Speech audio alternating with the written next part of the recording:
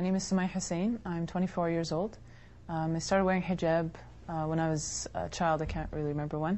And I wear it because I believe it's something that my Creator wants from me, and I benefit to myself. My name is Sonia Khan. I'm 32. I'm originally from Pakistan, and I don't wear a hijab or niqab. Hello, my name is Sheikha El-Kathiri. I'm 20 years old. I've been wearing the niqab for 1 year, and I do it to please my Creator and as part of completing my faith. Let me ask you straight up, what most people I think would want to know is, why do you feel it's necessary to hide your face? By covering my face, I'm honoring myself, and I'm presenting myself to the world as the sum of my character, as the sum of my personality, my contribution towards society.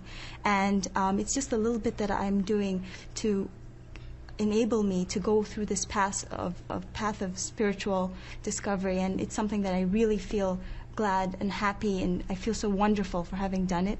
And it's just a spiritual choice. Why do you feel wonderful for having done it? It just exemplifies the fact that I'm an honored Muslim woman. I am an honorable woman who has her own opinions. She has her own voice. I have my own personality. I have my character. I have everything that's wonderful about me, the way I contribute to society.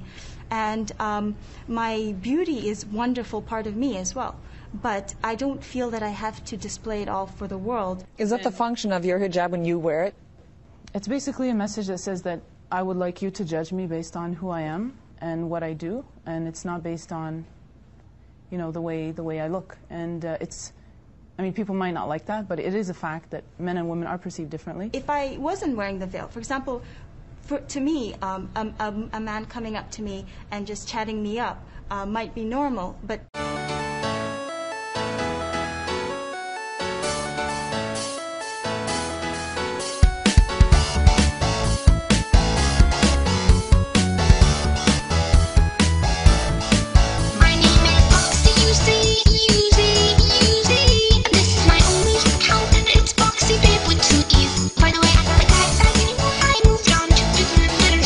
this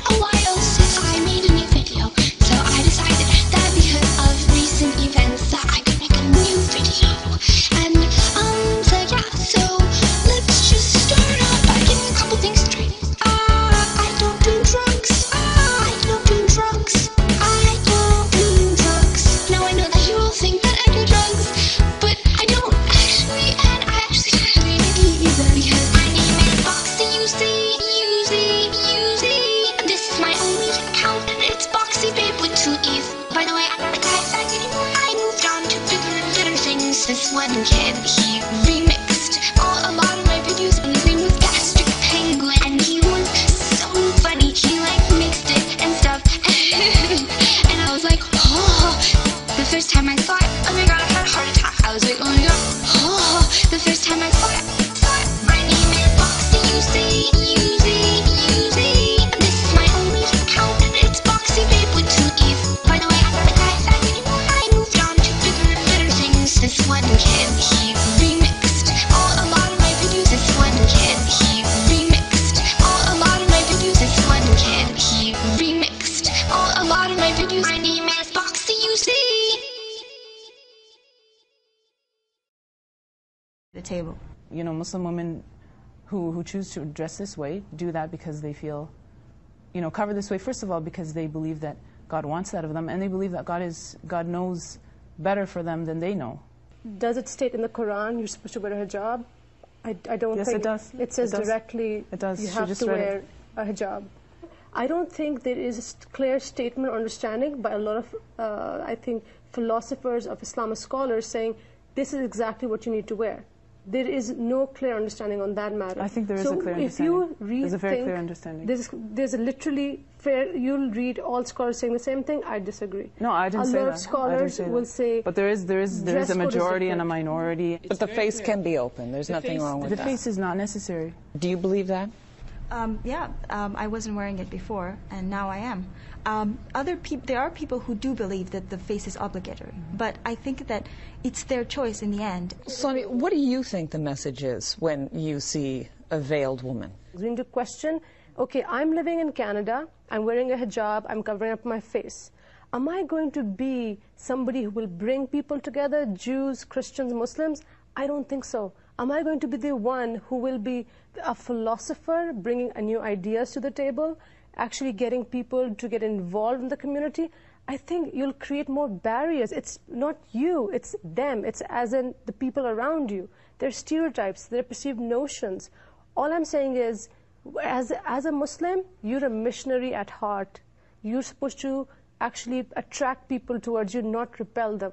Well, let me bring this to you, and this is the English translation of the Qur'an. Tell the faithful women to lower their gaze and guard their private parts and not display their beauty except what is apparent of it, and to extend their scarf to cover their bosom. Are you not being faithful to the Qur'an? It doesn't say cover any particular part except for the bosom.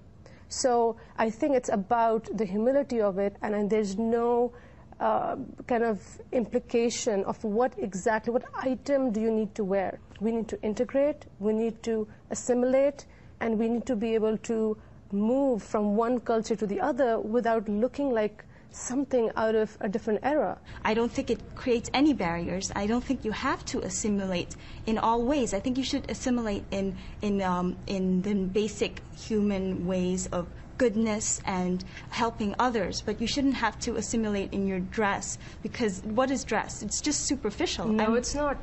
People always perceive you by what you wear. No one, I'm not talking about your communication. For example, if I'm non-Muslim, I will judge you. I will put a label on you and I'll walk away because how is that our fault though? It's not your fault, but I think the world has changed, and as a Muslim, you need to represent Islam as an encompassing thing, not an exclusionary thing. You're excluding people in your world. Samaya, you want to say something to that? I think you need to give people a little bit more credit. Like, people are really, they're not that stupid. Like, I mean... You mean the public at large? Yeah, I mean, just because someone's covered up in a certain way, it doesn't mean that everyone is going to see them as someone who's completely weird. But is there discomfort? Can you feel discomfort from people who are not Muslim, who don't understand? If I meet someone who doesn't know anything at all about Islam and has no stereotypes, they're going to be very friendly with me. It's the baggage and it's the stereotypes that make people, you know, defensive and prejudiced and so on. Mm-hmm. I know people are walking, look at me, don't agree with me. That's totally acceptable. How do you know? I know, because I know that the way they look at me. How do they look at you? Okay, there are a few people who give dirty looks and stuff like that. Mm-hmm. I'm used to it.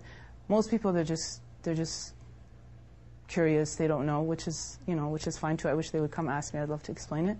Essentially, what Jack Straw was saying, and a lot of people are saying now, is, you know, how can I trust you? How can I get a feel for what you're saying if I can't see the entirety of your face? Well, let me ask you a question. How do you get a feel for what somebody's saying when you talk to them on the phone? And we use telephones like constantly nowadays. People use the internet. Do you believe you're equal to a man? Oh, the thing is that I do believe I'm equal to a man. Why don't men wear the same kind of equivalent? If men are equal to women, why is that? Where is the equality? Let's ask, why do you think that is, that men are not required? Presumably God made, we can all agree on this, God made all of us, right? He made my face, your face, a man's face. Why would he require a woman to cover some aspect of herself and not a man? Covering yourself is something that's natural to us. We cover parts of ourselves that we think is not for public consumption. And if people differ on what that modesty is, I think that's totally fine, and I don't see why anyone should have a problem with it. And the issue of equality in dress, I mean, men also have their own dress code that they can't just walk around wearing whatever they want. So if Jack Straw were, if you were in his office and he said, would you mind removing the veil so I could talk to you in the presence of another woman, what would you say? I would say, I do mind. Why does it bother you that I have to remove it in front of you? Can't you communicate with me as a normal human being? I don't think that the fact that I'm wearing a veil prevents you from communicating with me as a normal human being in a normal way.